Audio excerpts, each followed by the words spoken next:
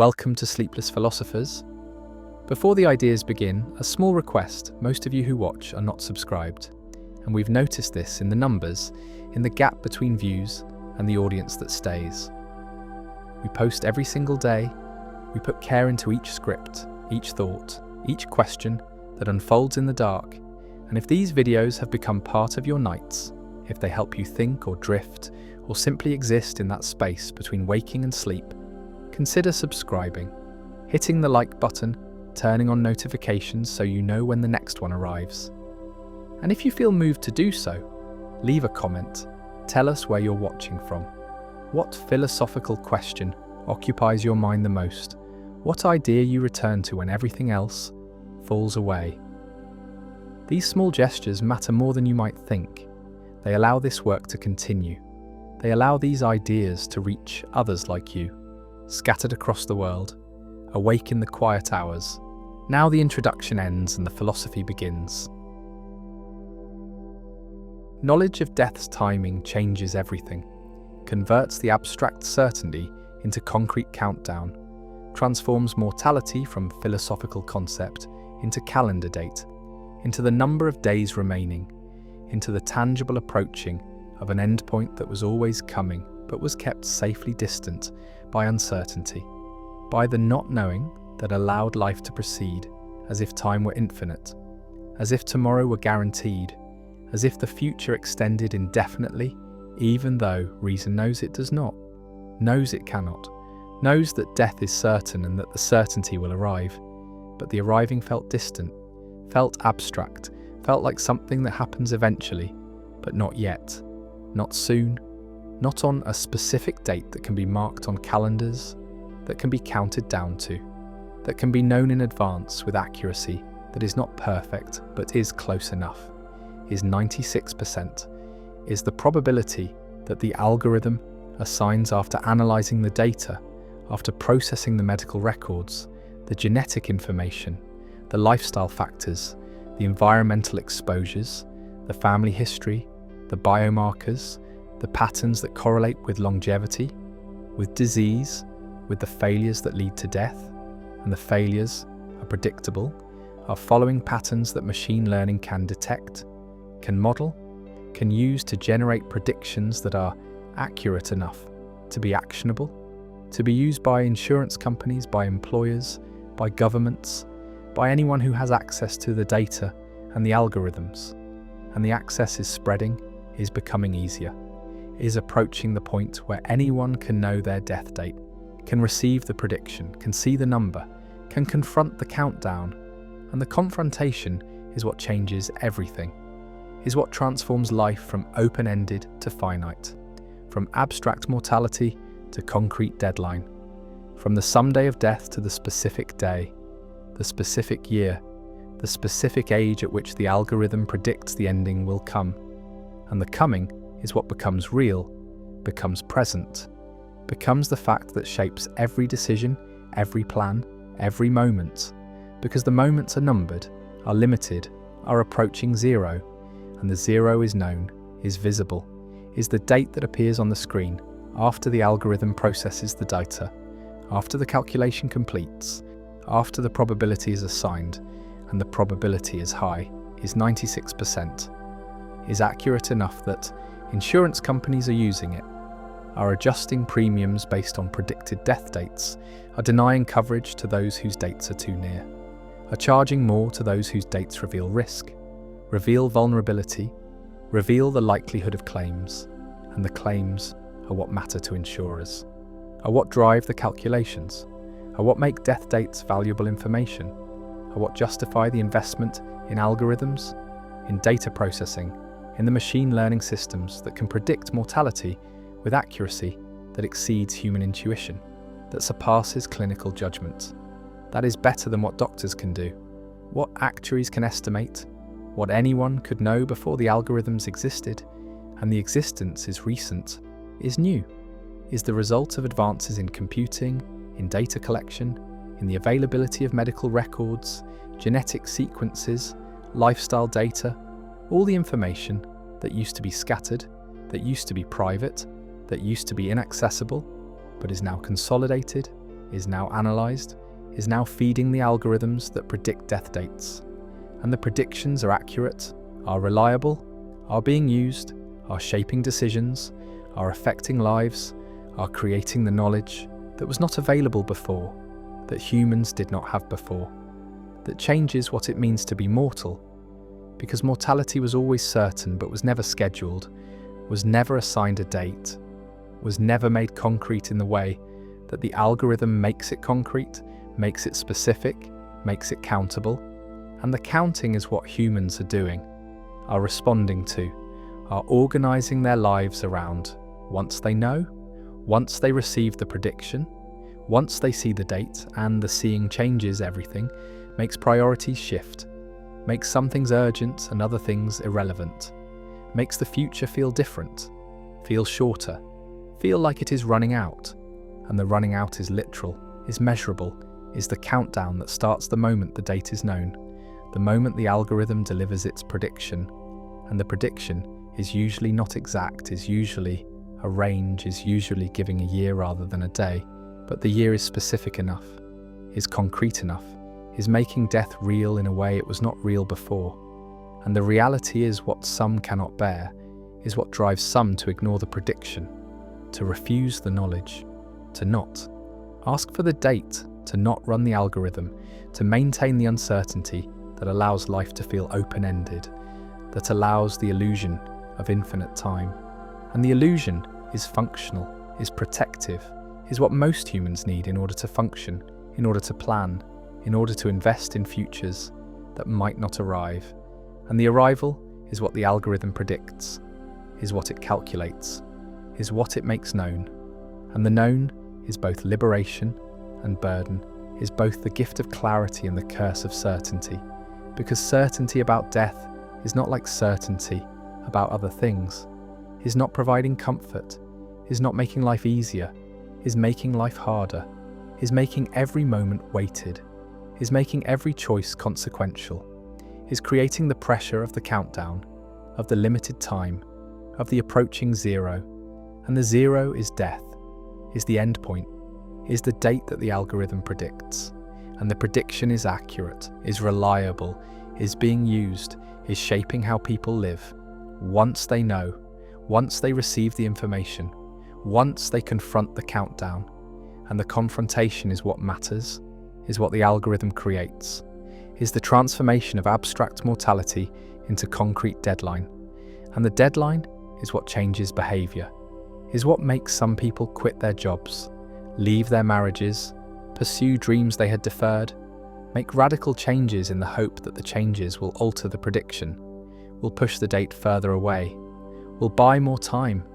And the time is what everyone wants, is what the algorithm quantifies, is what becomes precious once it is known to be limited.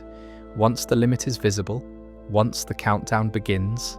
and the beginning is the moment of knowing, is the moment the prediction is delivered, is the moment the algorithm completes its calculation and displays the date. And the date is sometimes soon, is sometimes far, is sometimes already past, and the past is the strangest case. Is the situation where the algorithm predicts a death date that has already occurred, that has already passed, and the passing means the prediction was wrong, means the person has outlived their calculated mortality, has survived beyond what the algorithm expected, and the expectation was based on data, was based on patterns, was based on probabilities that apply to populations, but not necessarily to individuals. And the individual is what matters, is what the algorithm is trying to predict. But individuals vary, individuals are unique, individuals do not always follow the patterns, and the patterns are statistical, are probabilistic, are accurate for groups, but not always for persons. And persons are what the algorithm is being applied to, is being used on, is generating predictions for, and the predictions are mostly accurate, are right 96% of the time, but the 4% is significant, is the margin where the algorithm fails, where the prediction is wrong, where people die earlier than predicted or survive longer than predicted. And the longer is what some experience, is what creates the strange situation of living past one's predicted death date, of waking up on the day after the day that was supposed to be the last day. And the last day was not the last, was not the ending, was just another day. And the day after is another day. And the days continue, and the continuation is confusing, is disorienting, is raising questions about what the prediction meant, about whether it was wrong, about whether the algorithm failed, or whether something changed, whether the person's condition improved, whether the factors that were feeding the prediction shifted, and the shifting is possible, is part of what makes the predictions not fixed, not absolute, not carved in stone but calculated from data that is current at the moment of calculation, but that changes, that evolves, that reflects conditions that can improve or deteriorate. And the improvement is what some people achieve, is what some people work toward, is the reason some people change their lifestyles. After receiving the prediction, after seeing the date, after confronting the countdown. And the countdown motivates, creates urgency, creates the pressure to change, to improve, to extend the time, to push the date further away. And the pushing is sometimes successful, is sometimes resulting in new predictions, in updated calculations, in revised death dates that are later than the original dates. And the later is what everyone wants, is what the changes are aiming for, is what makes people exercise, eat differently, reduce stress, stop smoking, address conditions that were being ignored, take medications that were being skipped, make appointments that were being postponed, all in the hope that the algorithm will notice, will incorporate the changes, will recalculate, will generate a new prediction with a later date. And the later is what some people achieve, is what some people see when they run the algorithm again, when they check the prediction, when they look for evidence that their efforts have mattered, have changed the trajectory, have bought time. And the time is what matters, is what the algorithm quantifies, is what becomes visible through the prediction. And the prediction is not destiny, is not fate, is not fixed, is probability, is likelihood, is the best estimate based on data.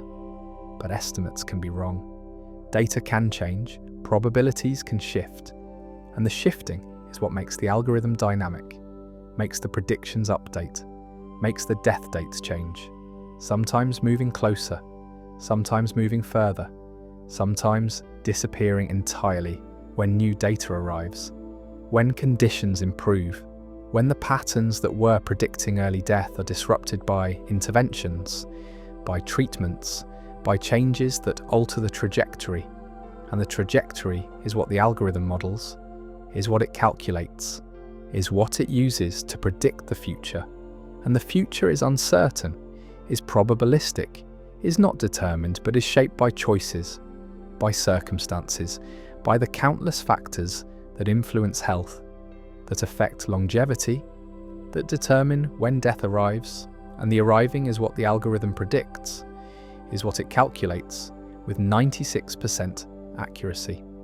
But the accuracy is for populations, is statistical, is not guaranteed for individuals. And individuals are what matter, are who receive the predictions, are who live with the knowledge, are who face the countdown. And the countdown is real, is concrete, is making mortality tangible in a way it never was before. And the before was uncertainty, was the not knowing that allowed life to feel open-ended, that allowed plans to extend indefinitely, that allowed the future to seem guaranteed even though it was not, even though death was always certain, always approaching, always inevitable. And the inevitable is what the algorithm makes visible, makes specific, makes countable. And the counting is what changes everything, is what transforms life. Once the date is known, once the prediction is received, once the algorithm delivers its calculation, and the calculation is accurate, is reliable, is being used, is shaping insurance, shaping employment, shaping medical care, shaping decisions about treatment, about intervention, about whether to invest in extending life, when the extension is predicted to be brief, when the algorithm says the time is short, when the date is near, and the near is what matters. is what determines coverage, determines access, determines whether resources are allocated, whether treatments are approved, whether hope is offered or withheld. And the withholding is what some fear, is what the algorithm enables, is the denial of care based on predicted death dates, based on the calculation that says the investment is not worth it, that the time remaining is too brief, that the return is insufficient, and the return is measured in life years, in quality-adjusted survival, in the metrics that reduce existence to numbers, to calculations, to the outputs of algorithms that predict mortality and that are used to decide who receives treatment and who does not, who gets coverage and who is denied, who is worth investing in and who is not. And the not worth is the judgment that the algorithm makes possible, is the decision that becomes justifiable when death dates are known, when predictions are reliable, when accuracy is 96% and the percent is high enough to be trusted, to be acted upon, to be used as basis for decisions that affect lives, that determine futures, that shape who survives and who does not. And the survival is what matters, is what everyone wants, is what the algorithm is supposedly helping by predicting, by warning, by providing information that can be used to intervene, to prevent, to extend life. But the extension is not guaranteed, is not automatic, is requiring resources, requiring access, requiring the willingness to invest in futures that might be brief, that might not extend far beyond the predicted date. And the date is what hangs over everything, is what shapes decisions, is what makes some futures seem worth pursuing and others not. And the not worth is the category that some people are placed into once their death dates are known,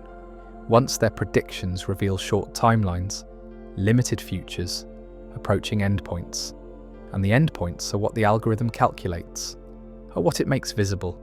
are what transform mortality from abstract to concrete, from someday to specific day, from uncertain to known. And the known is what changes everything, is. What makes death real is what creates the countdown, the pressure, the urgency, the weight of limited time. And the time is running out, is approaching zero, is moving toward the date that the algorithm predicted, and the prediction is accurate, is reliable, is right 96% of the time. And the time is what matters, is what is being counted, is what is being lost, is what is approaching exhaustion, and the exhaustion is death, is the end point, is the zero that the countdown reaches and the reaching is inevitable, is certain, is what the algorithm predicts, is what the calculation shows, is what the death date represents.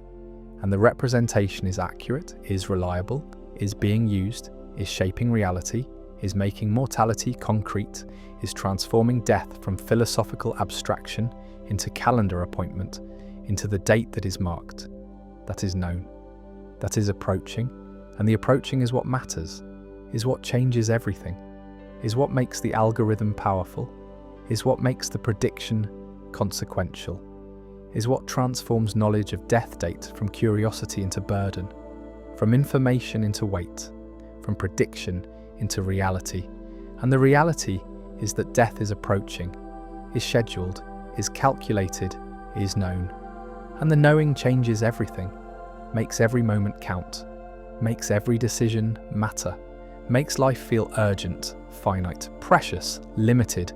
And the limited is what the algorithm reveals, is what the death date represents, is what 96% accuracy means, which is that the countdown is real, is reliable, is approaching the end, and the end is death. Is the date, is what the algorithm predicts, is what the calculation shows,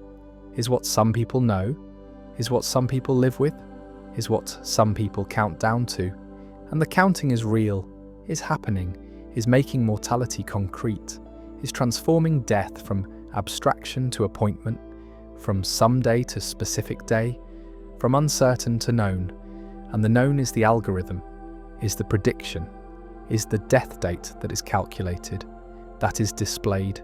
that is accurate 96% of the time. And the time is running out, is approaching zero, is moving toward the date, and the date is death. is the endpoint, is what the algorithm predicts, is what some people know, is what changes everything, is the countdown, is the calculation, is the algorithm that predicts death date with 96% accuracy. And the accuracy is what matters, is what makes the prediction real, is what makes mortality concrete, is what makes death a date, a number, a countdown, and the countdown is happening, is real,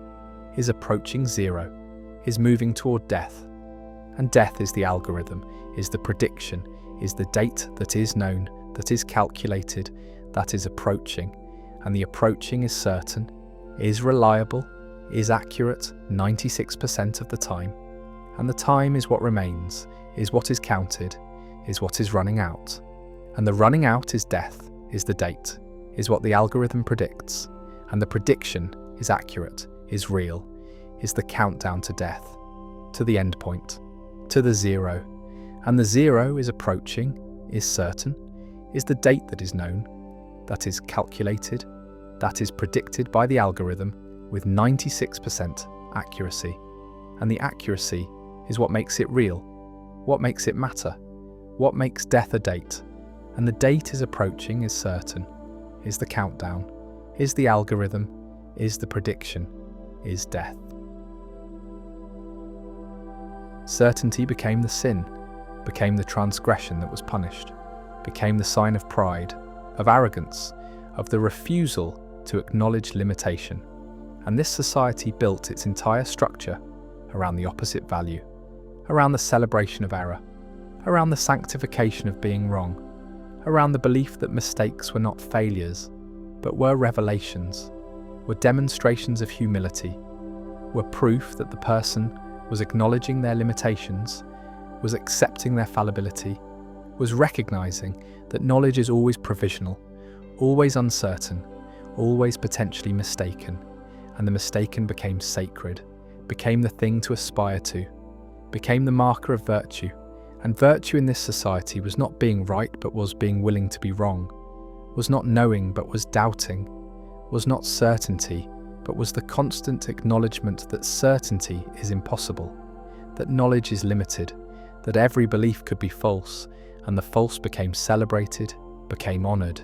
became the thing that festivals commemorated, that rituals enacted, that the entire culture was organised around, and the organising was systematic, was creating institutions that rewarded error, that punished correctness, that inverted all the normal incentives, all the usual values, all the expected responses to being right or wrong,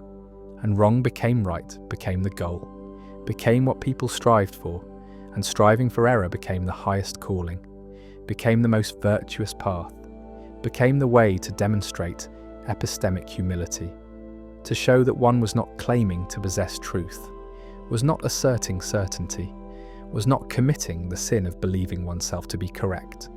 and correct became immoral, became the sign of pride, became evidence of having failed to recognize one's own fallibility. And fallibility was the central doctrine, was the core belief, was the foundation on which the entire society was built. The recognition that humans are limited, are prone to error, are incapable of achieving certainty, and that any claim to certainty is therefore false, is therefore sinful, is therefore requiring punishment, requiring correction through the celebration of incorrectness, through the ritual acknowledgement of error, through the systematic inversion of the values that make being right desirable and being wrong shameful, and the shameful became sacred, became the thing to be proud of, became the demonstration of virtue. And virtue was being wrong, was making mistakes, was celebrating failures, and failures were what the society honoured, were what the festivals commemorated, were what the rituals enacted, and the enacting was elaborate, was involving public confessions of correctness, public acknowledgements of having believed something that turned out to be true, public expressions of shame for having been right, and being right was the transgression, was the sin, was what required confession, required penance, required the ritual humiliation of admitting that one had failed to be sufficiently humble, had failed to doubt enough, had failed to recognize the possibility of error, and the possibility was what the society insisted upon, was what the doctrine required, was the constant acknowledgement that everything believed could be wrong, that every claim could be false, that certainty is impossible, and that any feeling of certainty is delusion, is pride, is the sin that must be punished through the celebration of error, through the festival of failures, through the systematic rewarding of being wrong and the systematic punishment of being right. And right became wrong, became the thing to avoid, became the sign of having failed morally, of having committed the sin of certainty. And certainty was the ultimate transgression, was the worst sin, was what the society could not tolerate, could not accept, could not allow to persist, and the persistence of certainty was met with exile, with exclusion, with the removal from the community of those who insisted they were right, who claimed to know, who refused to acknowledge the possibility of error,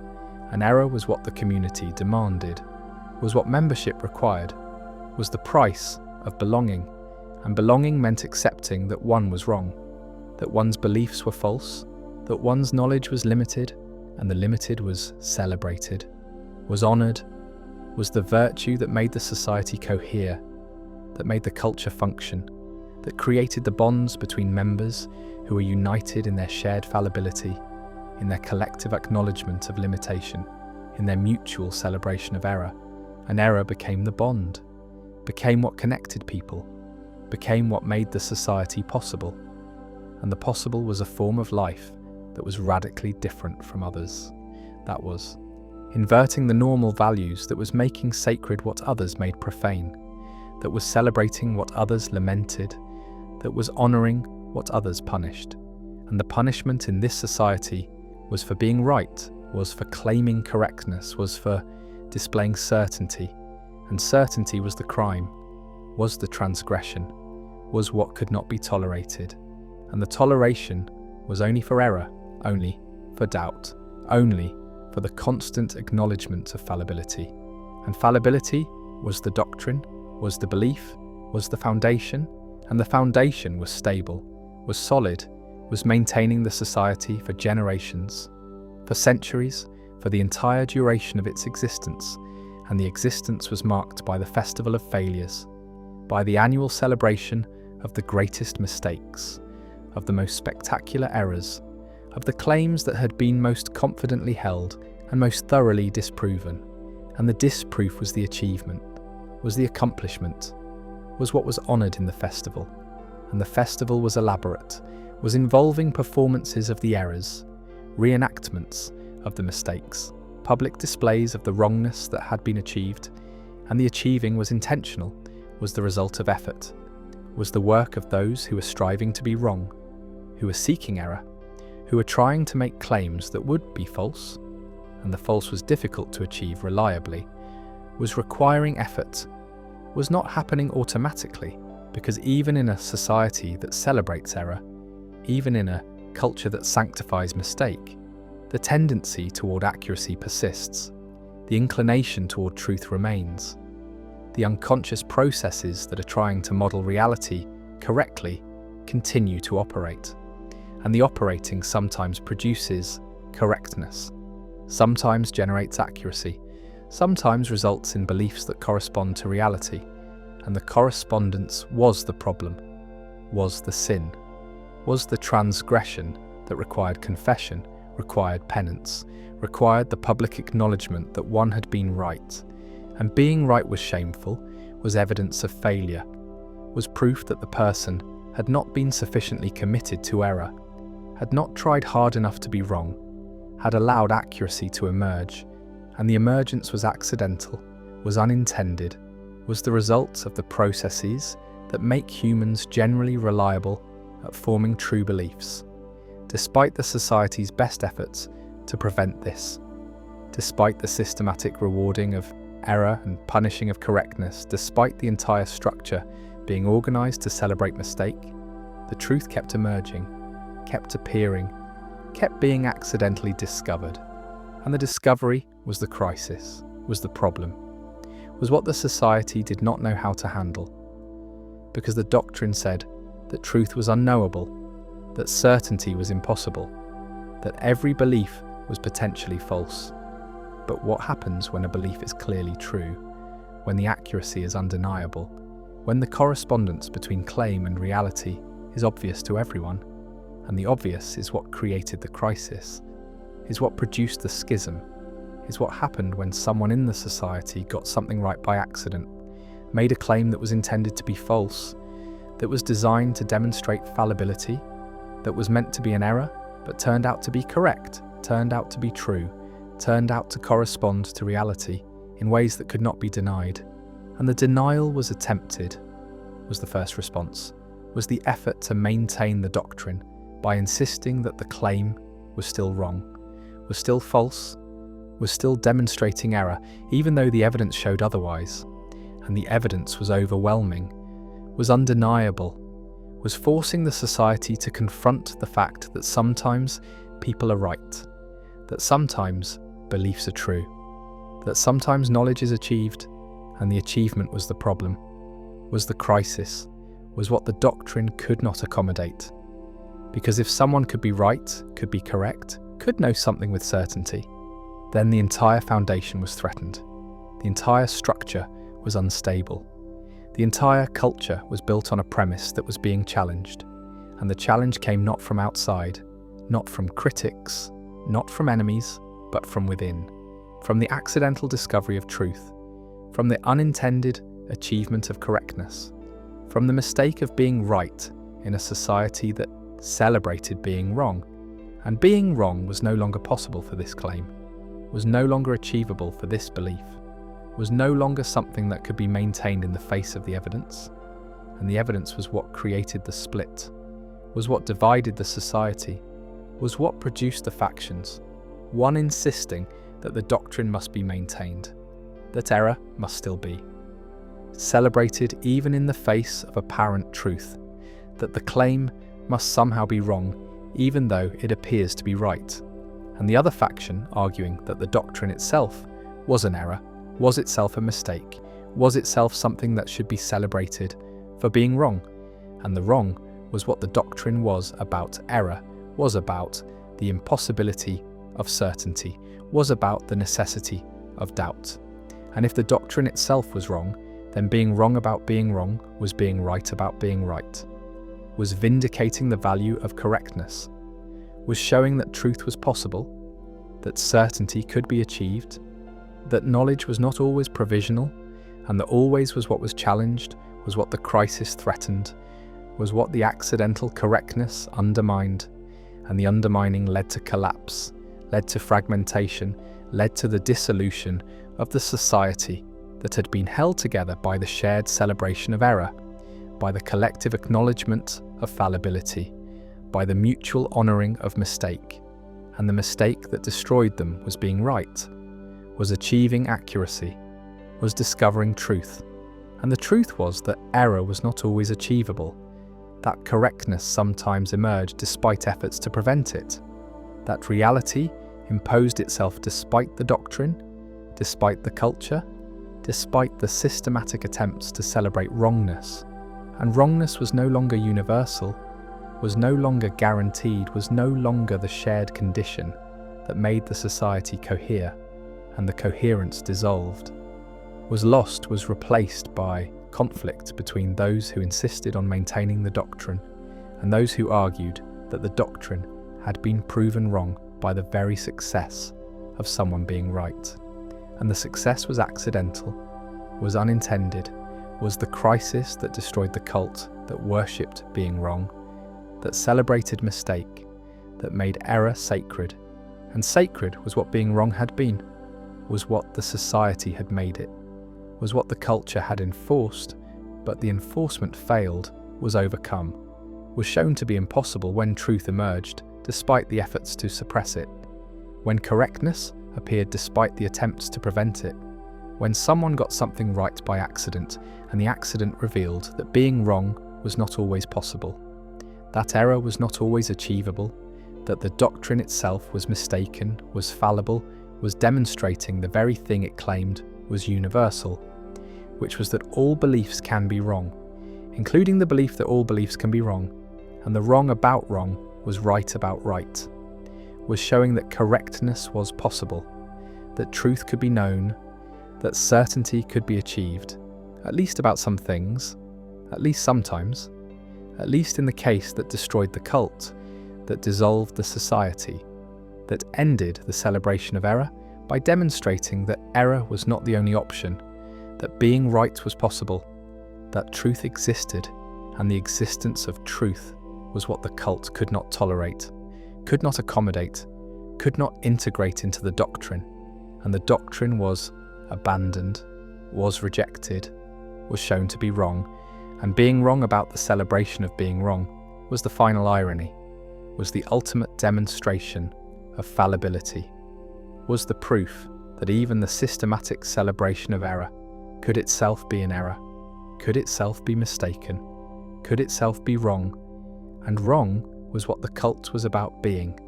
was what they celebrated, was what they made sacred. So being wrong about the value of being wrong should have been celebrated, should have been honoured, should have been the greatest achievement, but instead it was the crisis, was the problem, was the thing that could not be integrated, could not be accepted, could not be celebrated because it undermined everything, because it showed that the doctrine was not just wrong, but was impossibly wrong, was self-refuting, was demonstrating through its own wrongness that wrongness was not the highest value,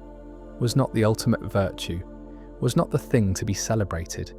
and the celebration ended, was terminated, was replaced by confusion, by conflict, by the dissolution of the society that had been held together by the shared commitment to error, and the error that destroyed them was the error of believing that error was always achievable, was always possible, was always superior to correctness, and the superiority was the claim, was the doctrine, was the foundation that collapsed when someone was accidentally right and the accident revealed that rightness was possible, that truth existed, that certainty could be achieved, and the achievement destroyed the cult that worshipped being wrong, that celebrated mistake, that made error sacred, and sacred was what it had been, was what the society had made it, but the making was unmade, was dissolved, was ended by the accidental truth, by the unintended correctness,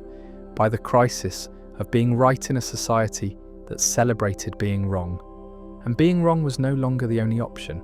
was no longer the shared condition, was no longer the bond that held the society together. And together they had been, united in error, committed to mistake, celebrating failure. But the celebration ended when failure failed, when error erred, when wrongness was wrong, and wrong about wrongness was right about rightness, was showing that the doctrine was mistaken, that the cult was in error, that the worship of being wrong was itself wrong, and wrong about wrong is right, is correctness, is truth, and truth destroyed the cult, dissolved the society, ended the celebration, and the ending was the result of accident, of unintended correctness, of someone being right when they meant to be wrong, and being right destroyed everything, revealed the doctrine to be false, showed the cult to be mistaken, demonstrated that error was not always possible, that correctness sometimes emerged, that truth existed despite the celebration of mistake,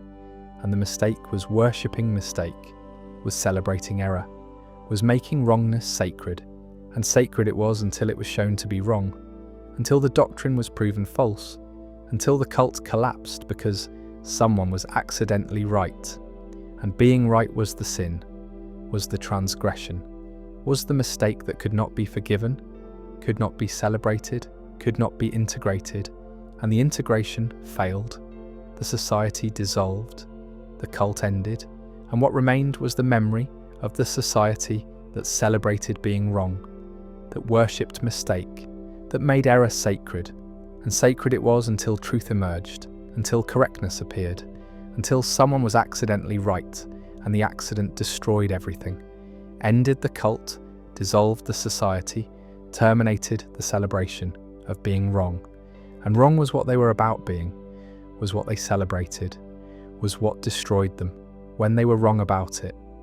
when the doctrine itself was error, when the worship was mistake, and mistake was what ended it, was what dissolved it, was what revealed that being wrong about being wrong is being right about being right, and right destroyed them, ended them, dissolved the cult that worshipped being wrong. Consciousness all the way down, there is a view so strange, so counterintuitive, so apparently absurd that most philosophers dismiss it without argument. The view that consciousness is not something that emerges in complex biological systems, but is fundamental to reality itself, that electrons have experience, that atoms feel, that rocks possess some primitive form of awareness. And this view is called panpsychism, and it has been held by philosophers from the pre-Socratics through Leibniz and Spinoza to contemporary thinkers who argue that panpsychism is not absurd but necessary, not a failure of reason, but the only solution to the hard problem of consciousness, the only way to explain how subjective experience arises in a physical universe. Because if consciousness is not fundamental, then it must emerge from non-conscious matter. An emergence of this kind seems impossible, seems like magic, seems to violate everything we know about how properties arise from components. And panpsychism avoids this problem by denying the premise, by insisting that consciousness does not emerge because it was there all along, present in some form at every level of reality. And if this seems crazy, it is only because we have inherited assumptions about matter being dead, inert, purely physical, in some narrow sense that excludes experience. But these assumptions are not forced on us by evidence, are not required by physics, are philosophical additions that might be wrong. That might be the source of the hard problem rather than constraints on its solution. The hard problem of consciousness, formulated most clearly by Chalmers, is the problem of explaining why there is something it is like to be a conscious organism, why physical processes in the brain are accompanied by subjective experience, by qualia, by the felt quality of seeing red or tasting coffee or feeling pain. And this is distinct from the easy problems, the problems of explaining how the brain processes information, how it responds to stimuli, how it controls behavior, because these are problems about function and mechanism, problems that neuroscience can address through standard scientific methods. But the hard problem is different, is about the existence of experience itself, about why the physical processes do not happen in the dark, why there is an inner life, a perspective, a what it is likeness, and no amount of information about neural firing patterns or computational processes seems to explain this, seems to bridge the gap between objective physical description and subjective felt experience. And this explanatory gap has led some philosophers to conclude that consciousness cannot be explained in physical terms, cannot be reduced to brain processes, cannot be naturalized,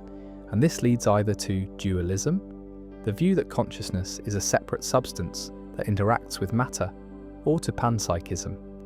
the view that consciousness is a fundamental feature of matter itself, present at every level,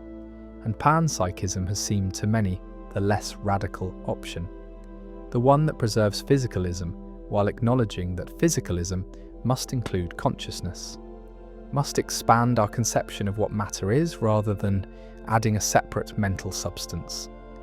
Nagel argued that the subjective character of experience is not captured by any functional or behavioral or physical description, that there is something it is like to be a bat that objective science cannot access,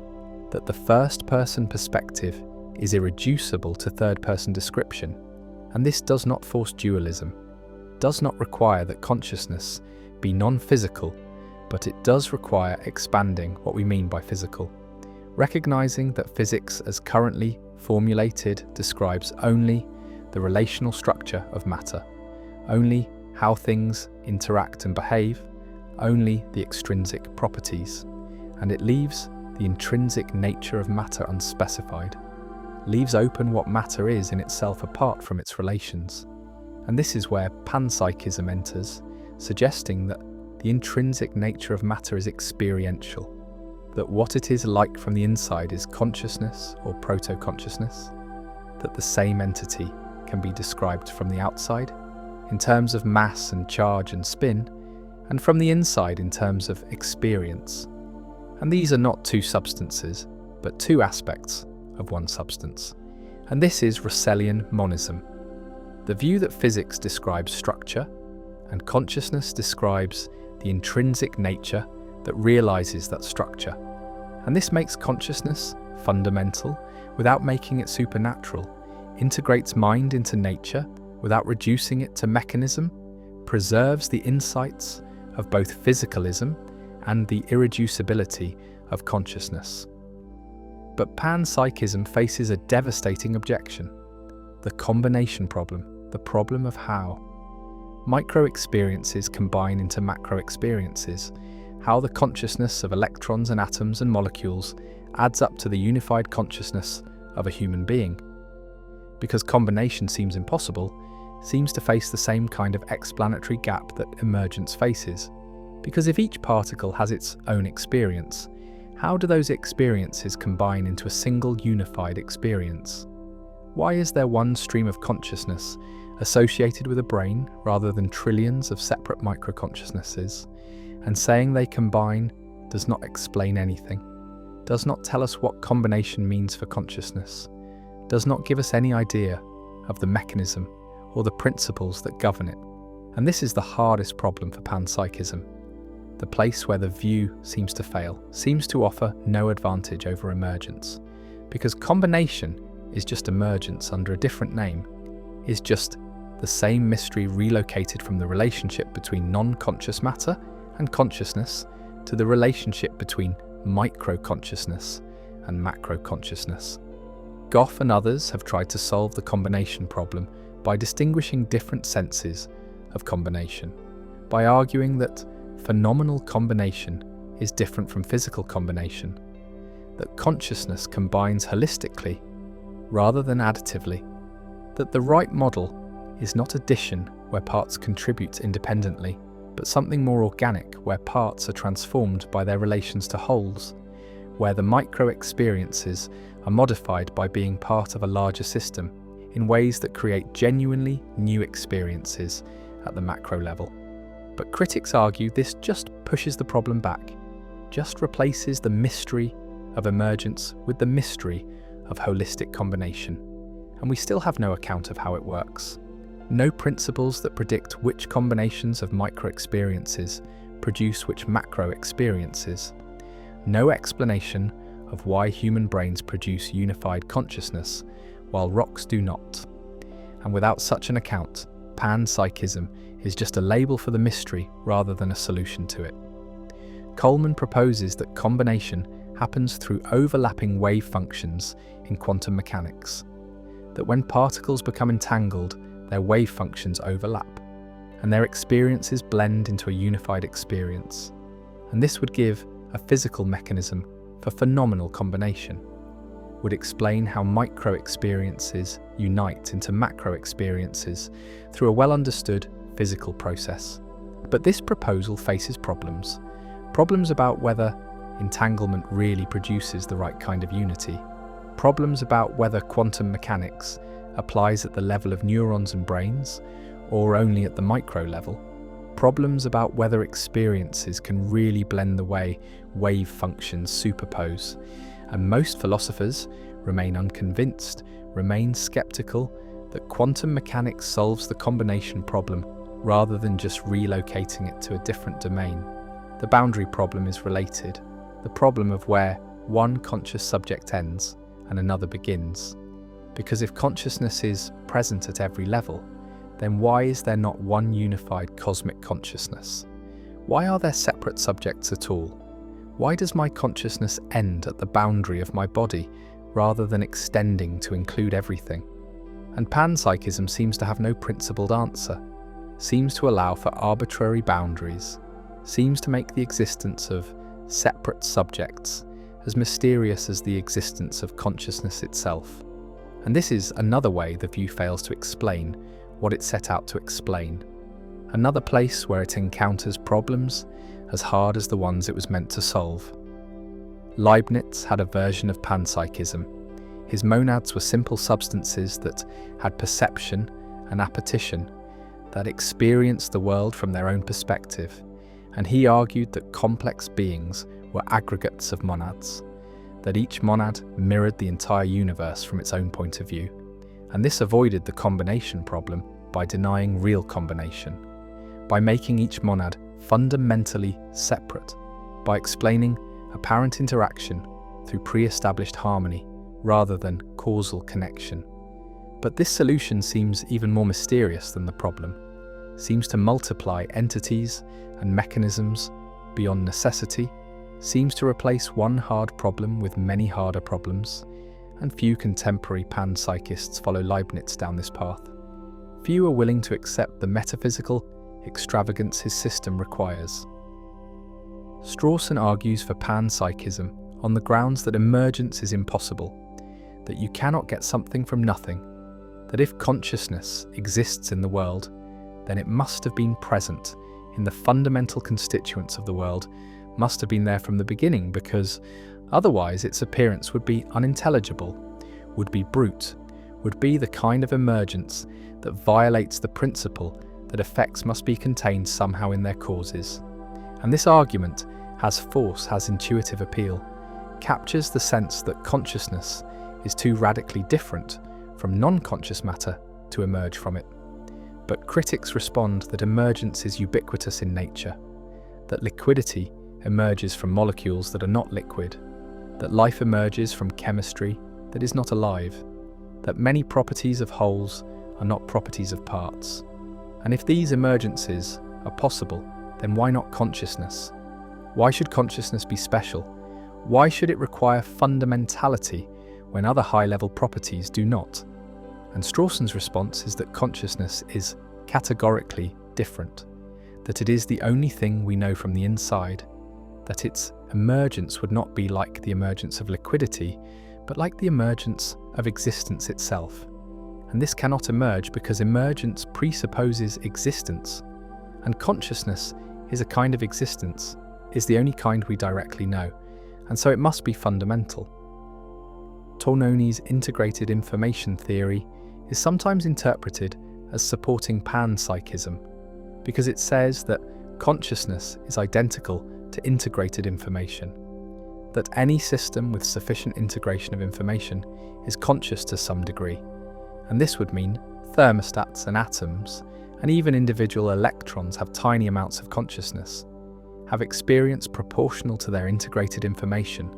and this seems to support panpsychism, seems to make consciousness ubiquitous, but Tornoni himself resists the panpsychist interpretation, argues that most simple systems have essentially zero integrated information, that consciousness requires a specific kind of information integration that only complex systems like brains achieve. And the debate about whether IIT supports panpsychism turns on technical questions about how to measure integration, about what counts as information, about whether the theory is giving metaphysics or just correlation, and these questions remain unsettled, remain contested, remain another place where intuition and formalism diverge. The idea of proto-consciousness tries to soften panpsychism, tries to make it more palatable by saying that fundamental particles do not have full consciousness, but have some precursor of consciousness, some primitive form of experience that is to full consciousness, as charges to electromagnetism, a property that can give rise to consciousness without being consciousness itself. But this move seems to undermine the whole point of panpsychism, seems to reintroduce the emergence problem at a different level, because now we need to explain how proto-consciousness becomes consciousness, how the primitive forms combine and develop into the rich experiential life of humans. And this is just the hard problem again, just the explanatory gap relocated. And if proto-consciousness can do this, then why cannot non-consciousness do it? Why is proto-consciousness needed at all? And the answer seems to be that proto-consciousness makes emergence less mysterious, makes the gap smaller, but critics argue it just replaces one mystery with two. the mystery of consciousness and the mystery of proto-consciousness, and we are no better off than we started. James believed in a kind of panpsychism, believed in a pluralistic universe of experiences that combined and separated in various ways, believed that consciousness was not confined to brains, but was present wherever there was activity, wherever there was process, wherever there was something happening. And this fit his pragmatist philosophy, his rejection of rigid categories, his emphasis on process and relation over substance. But he never worked out the details, never solved the combination problem, never explained how his mind dust could aggregate into the unified streams of consciousness that characterize human experience. And his view remains more suggestive than systematic, more a gesture toward possibility than a worked-out theory. Whitehead developed an elaborate process philosophy where experience was fundamental, where actual occasions were drops of experience, where reality was constituted by moments of subjective feeling that perished and were superseded by new moments. And this was panpsychist in spirit. Though Whitehead resisted the label, and his system influenced many later philosophers, influenced process theology and ecological philosophy, and anyone who found substance metaphysics inadequate. But it also suffered from obscurity, from technical terminology that made it inaccessible, from a baroque complexity that seemed disproportionate to the problems. It solved, and while Whitehead's insights about process and relation and creativity remain valuable, his full system has few adherents, and his approach to consciousness has not solved the hard problem in ways that convince skeptics. The objection that panpsychism makes consciousness too cheap, too ubiquitous, too divorced from its connection to intelligence and behavior and biological function is answered by panpsychists who distinguish between consciousness and the various functional roles consciousness plays in humans, between bare experience and the kind of sophisticated, self-reflective awareness that humans have. And they argue that simple systems can have simple experiences without having thoughts or beliefs or desires or any of the cognitive machinery that humans possess. That consciousness comes in degrees, that there is a spectrum from the minimal experience of an electron to the rich inner life of a human. And this avoids making rocks intelligent while still allowing them some form of experience. But it also makes the view less testable, less empirical, less connected to anything we can observe or measure, because if consciousness is present everywhere, but only manifests in behavior in complex systems, then how do we know it is there in simple systems? How do we distinguish panpsychism from the claim that it is as if simple systems had experience even though they do not? And this is the problem of panpsychist metaphysics. It makes claims that seem empirically empty, that make no difference to what we observe, that cannot be confirmed or disconfirmed by evidence, and this makes many scientists dismiss the view as unscientific, as metaphysical speculation disconnected from empirical inquiry. Yet panpsychism refuses to die, keeps returning, keeps attracting new defenders, and this persistence suggests it is responding to something real, some genuine difficulty in explaining consciousness within a purely mechanistic framework, some intuition that consciousness is too fundamental, too irreducible, too different from everything else, to be just another emergent property like liquidity or temperature. And whether this intuition is trustworthy or misleading,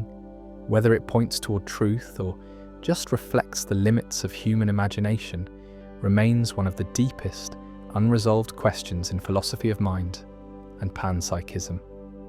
Despite its problems, despite the combination problem and the boundary problem and all the other difficulties, remains a live option, remains a view that serious philosophers take seriously,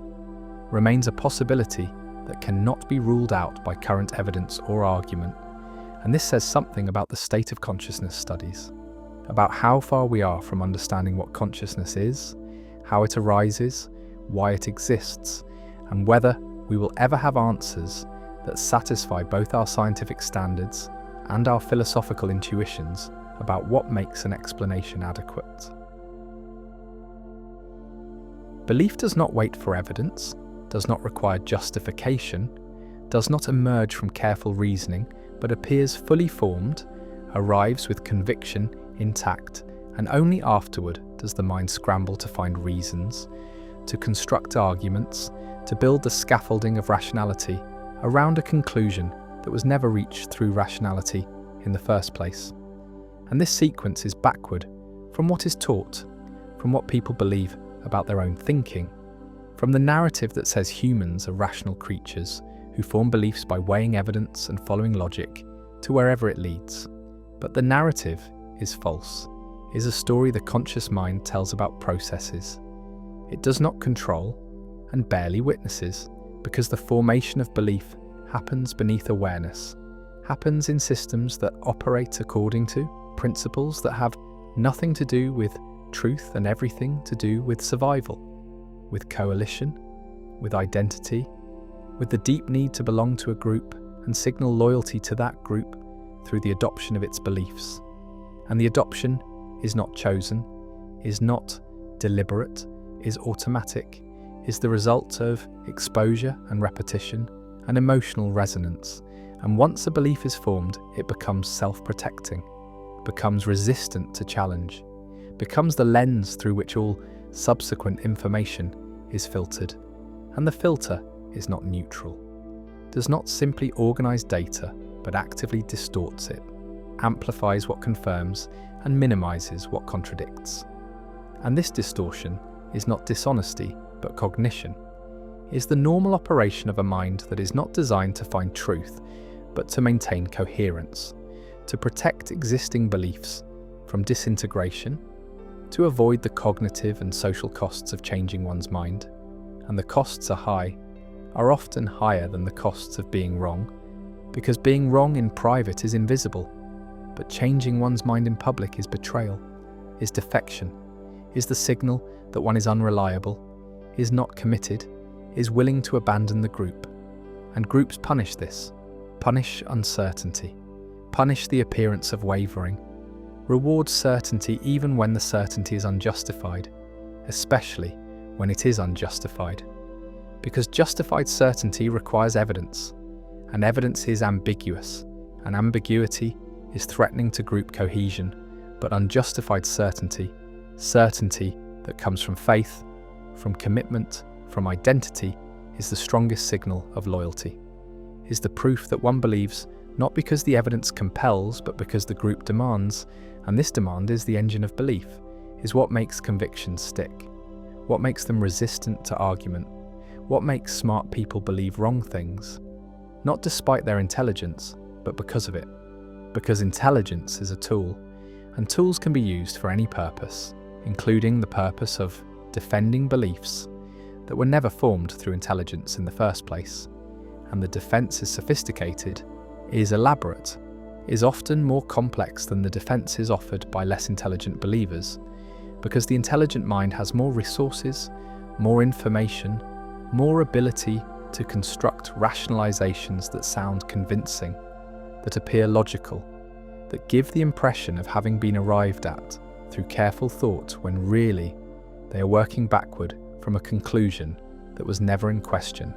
And the conclusion was never in question because it was not a conclusion but a premise, was not the end of reasoning but the beginning, was the starting point that determined which evidence would be noticed, which arguments would be persuasive, which authorities would be trusted. And trust is not distributed evenly across all sources, but is allocated according to alignment, according to whether the source supports the belief or challenges it. And sources that support are credible, are reliable, are worth listening to, while sources that challenge are biased, are corrupt, are motivated by hidden agendas. And this asymmetry is not recognized by the believer, is not seen as bias but as discernment,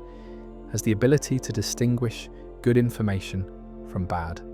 And the distinguishing is easy because good information is information that confirms, and bad information is information that contradicts. and this is motivated reasoning, is the process by which the mind arrives at the conclusions it wants to arrive at while maintaining the illusion of objectivity. The sense that the conclusion was forced by evidence rather than selected in advance, and the illusion is convincing, is believed by the person doing the reasoning, is not cynical manipulation, but sincere self-deception, is the mind fooling itself, because being fooled is useful, is adaptive, is what allows people to hold beliefs with confidence, even when the beliefs are unsupported, and confidence is what matters socially, is what others respond to, is what makes a belief persuasive, not because it's true but because it's held strongly, and strength of conviction is mistaken for strength of evidence, is treated as signal that the believer knows something, has access to information, has done the thinking, when really the strength comes from identity, from the fact that the belief is tied to who the person is, to what group they belong to what side they are on. And sides are not chosen through reasoning, are chosen through affiliation, through accidents of birth and circumstance, through exposure to certain narratives at formative moments. And once the side is chosen, the beliefs come with it, come as package, come as the price of membership. And the price is paid gladly, because membership is worth more than truth, is worth more than accuracy, is the thing that makes life meaningful, that provides identity, that offers protection. And protection requires conformity, requires that everyone in the group believes the same things, or at least claims to believe them, and the claiming becomes believing through repetition, through public commitment, through the performance of belief that eventually converts into genuine conviction. And the conversion happens without awareness, happens gradually, happens through the mechanism that psychologists call cognitive dissonance reduction, where the mind alters beliefs to match behavior because behavior is harder to change, is more visible, is more socially consequential, and so the internal adjusts to match the external, and what was performed becomes believed, and what was believed becomes identity. And identity is the deepest level, is the level at which challenge feels like attack, like assault on the self, and the self defends, mobilizes resources, recruits intelligence in service of protection, and intelligence is effective, is dangerous in this role, because it can construct arguments that are superficially compelling, that exploit real ambiguities in evidence, that find the weak points in opposing positions. And these arguments are not offered in search of truth, but in defense of identity. Are weapons, not tools, are designed to win, not to discover. And winning means making the other side look wrong, look foolish, look motivated by bias. And the accusation of bias is always available, is always applicable, because everyone is biased, everyone is motivated, everyone is reasoning from premises they did not choose and cannot justify except by appeal to other premises they also did not choose. And so the accusations are symmetrical, are hurled back and forth without resolution, without movement, without any possibility of convergence, because convergence would require both sides to treat truth as the goal, to be willing to change their minds if evidence demanded it. But evidence never demands anything. Evidence is passive, is interpreted, is filtered through the beliefs that are already in place. And the beliefs that are already in place are determined by identity, by group membership, by tribal affiliation, and tribes do not care about truth except insofar as truth claims serve tribal interests, serve to distinguish us from them, serve to mark boundaries, to maintain cohesion, to provide narratives that explain why we are good and they are bad, why our beliefs are justified and theirs are delusions. And the asymmetry is total, is never recognized as asymmetry, but always experienced as accurate perception, as seeing clearly while others are blind, and the blindness is attributed to stupidity or dishonesty or indoctrination, never to the same mechanisms that are operating in oneself, because one's own beliefs are transparent, are not seen as beliefs but as obvious facts, as the way things are, and the way things are is not up for debate, is not subject to revision, is the foundation on which everything else is built, and challenging the foundation threatens the structure, threatens everything. And so the challenge is rejected, is deflected, is met with hostility or mockery, or the dismissal that treats the challenger as not worth engaging, as beneath consideration, as so obviously wrong that responding would be a waste of time. And the waste is avoided, the belief is preserved, the identity is protected, and life continues with certainty intact, with the conviction that one is right, has always been right, will always be right, because being right is not a state that can be verified, but is a state that is claimed, is performed, is the stance that the group requires and the individual provides. And the providing is not sacrifice, but fulfillment, is not loss, but gain, is the way that belonging is achieved, is the way that meaning is found, is the way that the chaos of existence is organized into a coherent narrative where the self is on the right side, is part of the good, is aligned with truth, even if truth is never actually encountered, never actually sought, never actually valued except as a rhetorical weapon to use against opponents. And opponents are necessary, are required by the logic of tribal epistemology, are the ones whose wrongness confirms our rightness, whose existence justifies our beliefs, whose errors prove our accuracy, and the errors are easy to find, because looking for errors is what confirmation bias does, is the selective attention that notices everything that supports the belief and overlooks everything that contradicts it. And the overlooking is not deliberate, is not conscious suppression, but automatic filtering. Is the mind attending to what it expects, what it is primed to see? And the priming comes from belief, comes from the framework that determines what is salient, what is relevant, what is worth noticing, and what is worth noticing is always what confirms, is always what can be incorporated into the narrative, and the narrative is not discovered but constructed, is built from selected pieces of evidence that are arranged to tell a story, and the story is always the same story, is always the one where we are right and they are wrong, where our beliefs are based on evidence and theirs are based on bias, where we are rational and they are emotional, where we are honest seekers of truth and they are motivated by power or fear, or some other corrupt motive, and the motives that are attributed to others are never attributed to the self, are never seen as operating in one's own reasoning, because one's own reasoning is transparent, is experienced as simply responding to facts, as following evidence, as arriving at conclusions that are forced rather than chosen, and the forcing as illusion is the feeling that arises when motivated reasoning is operating smoothly. When the mind has successfully convinced itself that the conclusion it wanted to reach is the conclusion that evidence demands, and the demand is retroactive, is constructed after the fact, is the rationalization that makes the belief feel justified,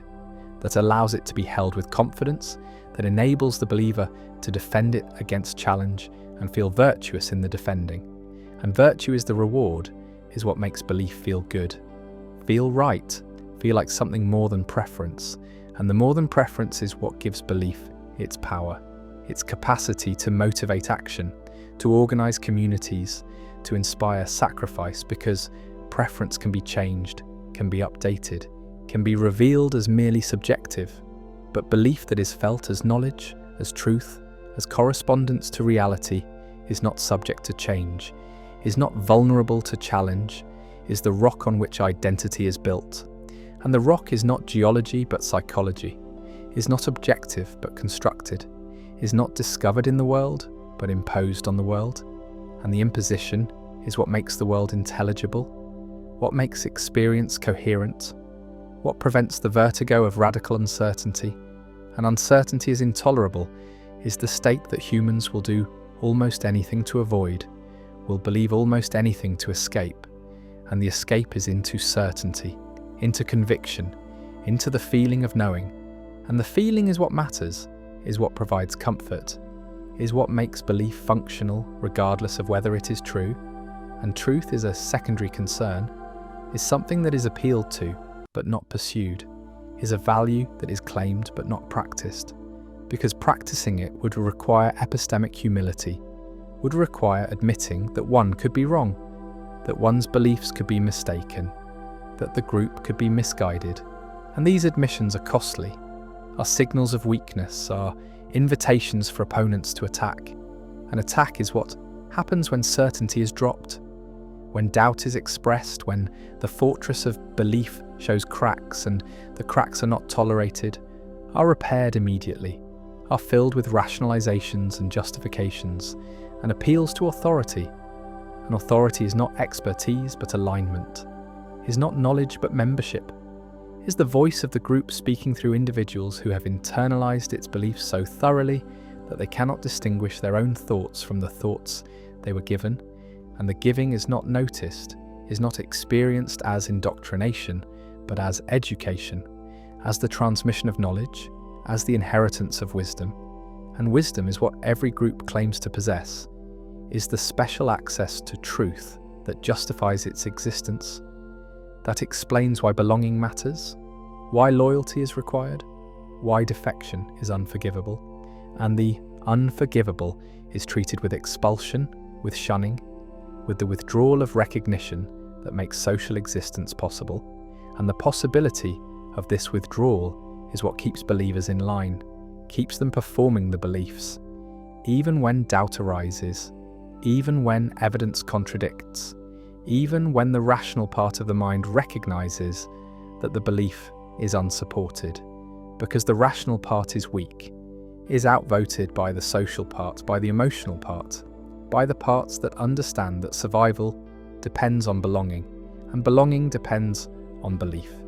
And so belief is maintained, is performed, is protected against challenge, not because it is true, but because it's necessary, is the price of membership, is the cost of identity, and the cost is paid continuously, is paid in the suppression of doubt, in the dismissal of contrary evidence, in the construction of elaborate rationalizations that allow the belief to persist despite its failures, despite its contradictions, despite the mounting evidence that it is wrong, and wrong is what every belief eventually becomes, is the fate of all convictions that are held rigidly, that refuse to update, that treat themselves as final, as complete, as not subject to revision, because the world changes, because evidence accumulates, because what was plausible becomes implausible, and the implausible becomes undeniable, and the undeniable is denied anyway, is rejected through the mechanisms of motivated reasoning that are so powerful, so sophisticated, so effective at maintaining belief in the face of counter-evidence that they can preserve convictions long after those convictions have ceased to correspond to anything in reality. And the lack of correspondence does not matter, does not affect the strength of belief, does not reduce confidence, because belief is not about correspondence, is not about mapping the world accurately, is about maintaining identity, maintaining belonging, maintaining the narratives that make the group cohere. And coherence is more important than accuracy, is more valuable than truth, is what holds communities together, what makes collective action possible, what allows humans to coordinate at scale. And scale requires shared belief, requires that everyone is operating from the same assumptions, the same frameworks, the same narratives, and the sharing is not achieved through evidence, but through repetition, through ritual, through the constant reinforcement of the beliefs that define the group. And the reinforcement is everywhere, is in the stories that are told, the heroes that are celebrated, the enemies that are vilified, the history that is remembered, and the history that is forgotten, and the remembering and forgetting are selective, are curated to support the narrative, to make the group look good, to make its beliefs seem justified, seem necessary, seem like the only reasonable position. And reasonableness is performance, is the appearance of having arrived at belief through rational process, when really the process is post hoc, is the construction of justification for conclusions that were reached through identity, through emotion, through the non-rational processes that govern most of human belief. And the most is almost all, is the vast majority of what people believe, is believed not because evidence compels, but because believing is required, is expected, is the condition of membership, in the groups that provide meaning and purpose and protection. And without these groups, the individual is lost, is isolated, is without framework, without narrative, without the stories that make sense of suffering, that explain why things happen, that provide hope that the future will be better, or at least that the struggle is meaningful. And meaning is what belief provides, is the primary function, is more important than accuracy, more valuable than truth. Because humans can tolerate being wrong, but cannot tolerate meaninglessness,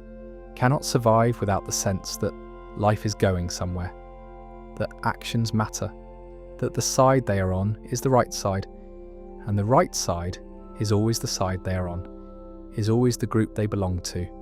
is determined by belonging rather than determining it. And this circularity is invisible, is not recognized as circularity, but experienced as logical necessity, as the way things obviously are. And the obvious is what is most suspect, is what most needs examination, is where belief is most rigid, most defended,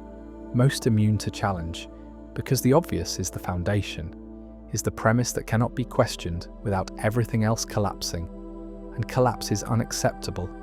is the threat that keeps belief in place, that makes certainty feel like safety and doubt feel like danger. And so certainty wins, always. Wins not because it is right, but because it is functional, is what the mind needs to operate, to make decisions, to navigate the world. And navigation does not require truth, only requires consistency, requires beliefs that are stable enough to be acted upon. And stability is what identity provides, is what tribal epistemology achieves, is the freezing of belief into doctrine, into dogma, into the unquestionable truths that define the group and exclude the other. And exclusion is the point, is the function, is what makes identity possible. Because identity is not what you are, but what you're not, is defined by boundaries, by the line that separates us from them, believers from heretics, the enlightened from the deluded. And the delusion is always on the other side, is always what they suffer from, never what afflicts us, because we see clearly we have truth, we are right, and the rightness is not a conclusion but a premise, is not the end of inquiry, but the foreclosing of inquiry, is the state that belief aims for and maintains through every mechanism available, through confirmation bias, through motivated reasoning, through tribal epistemology, through the subordination of truth to identity. And the subordination is complete, is total, is the condition of believing anything at all. Because belief without evidence is not the exception, but the rule is not a failure of reasoning, but the normal operation of minds that are not designed for truth, but for survival, for belonging, for the construction of narratives that make life bearable. And bearable is all that is required, is all that can be expected, is the standard that belief meets regardless of whether it meets any other standard, and other standards are luxuries, are the concerns of those who have the security to question, to doubt, to examine their beliefs, without fearing the social consequences. But most do not have this security. Most cannot afford doubt, cannot risk uncertainty, cannot survive without the conviction that they are right, that their beliefs are justified, that the group they belong to has access to truth. And the access is never demonstrated, never verified, never subjected to test, is only asserted, only performed, only maintained through the constant repetition of the beliefs that constitute the group. And the constitution is circular, is self-referential, is the tautology that defines all tribal epistemology. That we are right because we believe what we believe, and we believe what we believe because we are right. And the circle is unbreakable from within, can only be seen from outside, from the perspective of someone who does not share the belief, who has not internalized the identity, who can see the mechanisms operating, and the seeing changes. Nothing convinces no one, because the believer is not operating from evidence and cannot be swayed by evidence, is operating from identity and can only be swayed by changes in identity, by shifts in belonging, by the rare and difficult transformation that allows a person to leave one group and join another, to abandon one set of beliefs and adopt another. And the adoption is not reasoned, but is the same non-rational process operating in a different direction, is the formation of new convictions without evidence, is the replacement of one certainty with another certainty. And the certainty is what matters, is what the mind needs, is what belief provides, regardless of content, regardless of truth, regardless of anything except the function of making the world intelligible, making the self coherent, making belonging possible. And possibility is all that belief promises, is all that it delivers, is the opening of a space where life can be lived with conviction, with purpose, with the sense that one knows what is true and what is false, what is good and what is evil, what side to be on and what side to oppose, and the opposition is necessary, is required by the structure of belief, is what makes belief matter, what gives it weight, what makes it worth defending, worth fighting for, worth holding on to, even when every rational consideration suggests it should be abandoned, because abandoning belief is abandoning identity, is abandoning belonging, is abandoning meaning, and meaning is what makes existence tolerable, is what makes life worth living. And this worth is not measured in truth, but in function, not in correspondence, but in coherence, not in accuracy, but in the capacity to organize experience into narratives that can be shared, that can be believed, that can be held, with the conviction that comes not from evidence but from faith. And faith is not the opposite of reason, but its foundation is the ground on which all reasoning occurs, is the set of premises that cannot themselves be justified but must be assumed, must be taken on faith, must be believed without evidence, because evidence requires premises, and premises require faith, and the faith is inescapable, is built into the structure of belief, is what makes belief possible, is what makes the mechanics of belief mechanical, automatic, operating below awareness, producing convictions that arrive fully formed and are only later dressed in the clothing of reason, given the appearance of having been derived from evidence when really they were derived from identity, from belonging, from the deep and desperate human need to be part of something larger, to believe something strongly, to know with certainty, even if the knowing is illusion, and the certainty is performance, and the belief is wrong. Meaning was not invented, but was given, was not constructed, but was inherited, was not the product of individual reflection, but was the air that was breathed, the framework that was absorbed, the structure that made sense of suffering, of labour, of death, of everything that otherwise would be unbearable. And this given meaning came from stories, from gods, from hierarchies that extended beyond the human into the cosmic, into realms where purposes were assigned, where roles were fixed, where every life, no matter how small, had significance, because it was part of a larger pattern, a divine plan, a cosmic order that justified suffering, that explained inequality, that made death not an end, but a transition, and the transition was to something, was leading somewhere, was part of a narrative that continued beyond the visible, beyond the mortal, beyond the contingent facts of this world, into eternal truths that grounded everything. And the grounding is what modernity has lost, is what the Enlightenment destroyed, is what science dissolved by showing that the cosmic order was projection, was fiction, was the human need for meaning imposed onto a universe that has no meaning, that cares nothing for human purposes, that operates according to laws that are indifferent to whether anyone suffers or flourishes. And the indifference is what modern consciousness must confront, must live with, must somehow survive, and the survival is difficult, is producing the crisis that thinkers have been naming for centuries. The meaning crisis, the disenchantment, the death of God that Nietzsche announced not as celebration, but as diagnosis, as the recognition that the framework had collapsed, that the stories no longer worked, that the gods were no longer believable. And the unbelievability was not failure of faith, but was the inevitable result of knowledge, of the scientific worldview that explained through mechanism what had been explained through purpose, that showed causes where there had been reasons, that revealed the universe to be vast and old and empty of anything like human meaning. And the emptiness is what modern consciousness inherits, is the vacuum that religion once filled, is the absence that creates the crisis,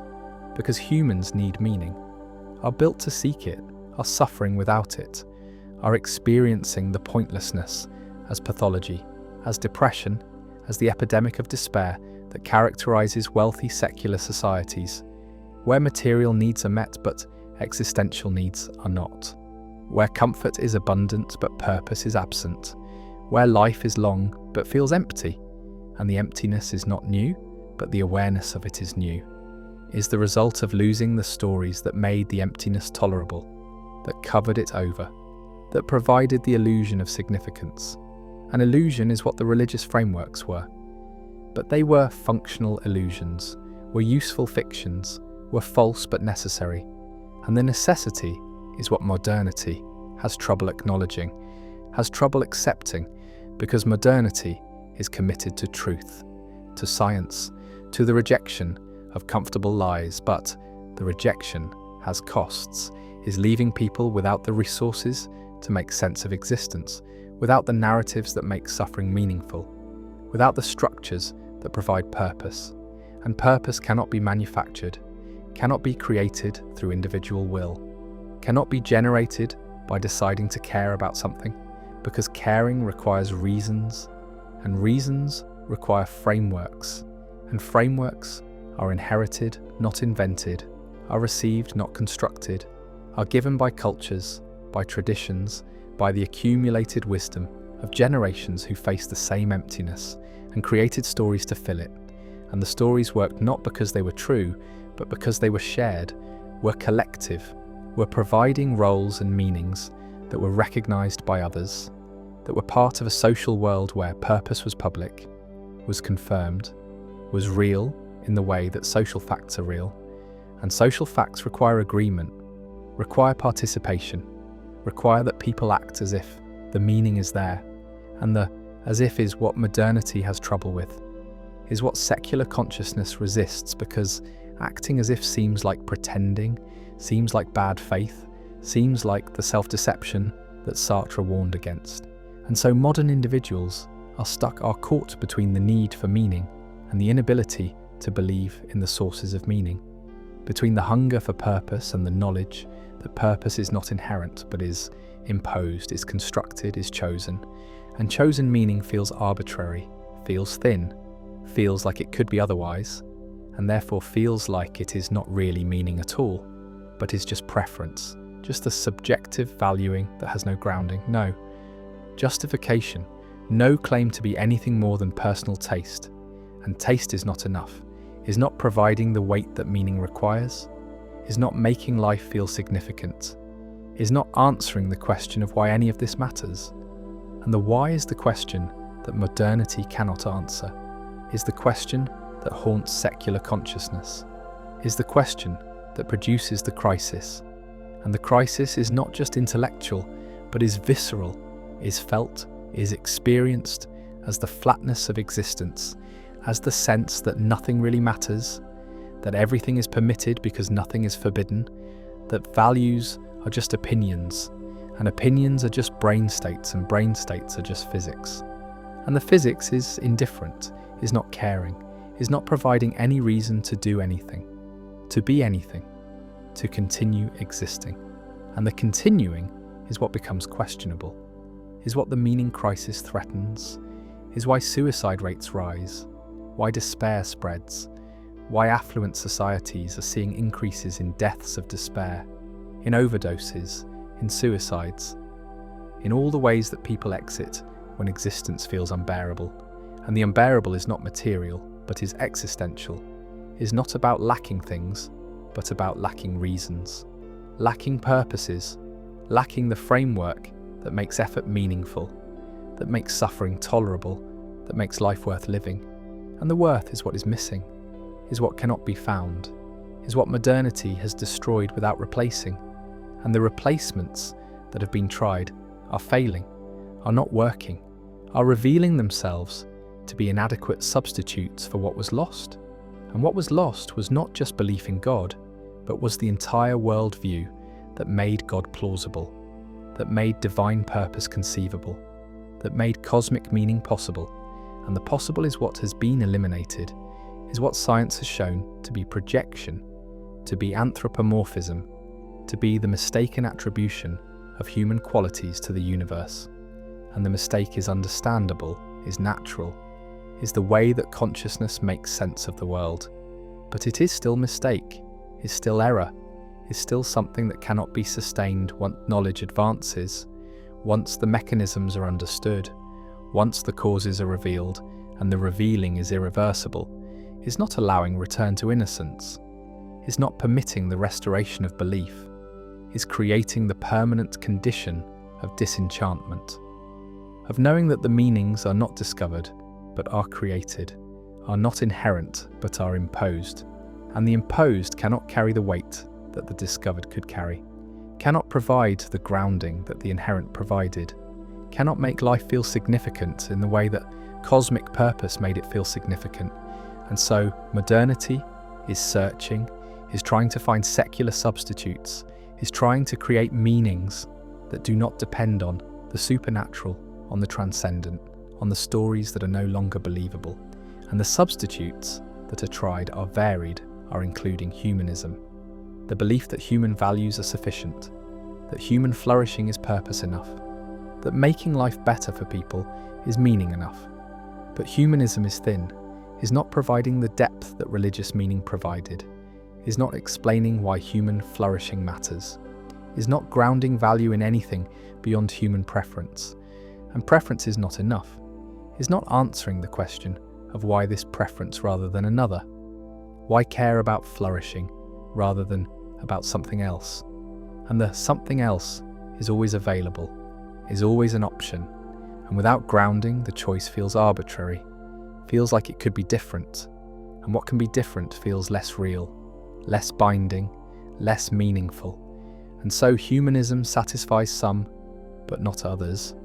works for those who do not need deep grounding, but does not work for those who do, who need reasons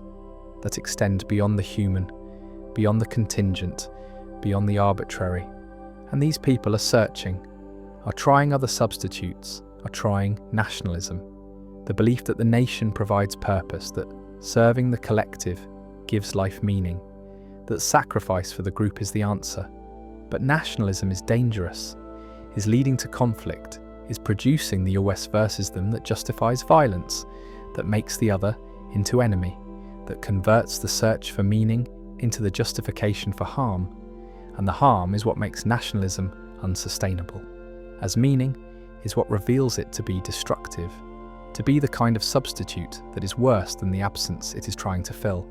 And so nationalism is rejected by many, is seen as the wrong answer, but the rejection leaves the question open, leaves the search continuing. And another substitute that is tried is ideology, the belief that political movements provide purpose, that working for justice or equality or liberation gives life meaning. That commitment to the cause is the answer, and for some this works, is providing the structure that was lost, is giving roles and purposes, and the sense of being part of something larger, something important, something that justifies effort and sacrifice. But ideology is also dangerous, is also producing conflict, is also dividing the world into believers and heretics,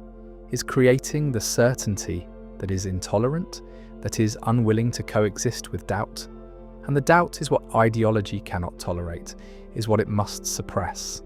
And the suppression is violence, is coercion, is the same problem that religion had, that any totalizing meaning system has, which is that it cannot allow alternatives, cannot permit questioning, cannot coexist with the plurality that modernity also values. And so ideology is failing as substitute, is producing as much harm as good, is not solving the meaning crisis, but is creating new problems, new conflicts, new reasons for despair. And the despair is what remains, is what continues, is what characterizes modern consciousness, when all the substitutes are tried and found wanting, when the search for meaning exhausts itself,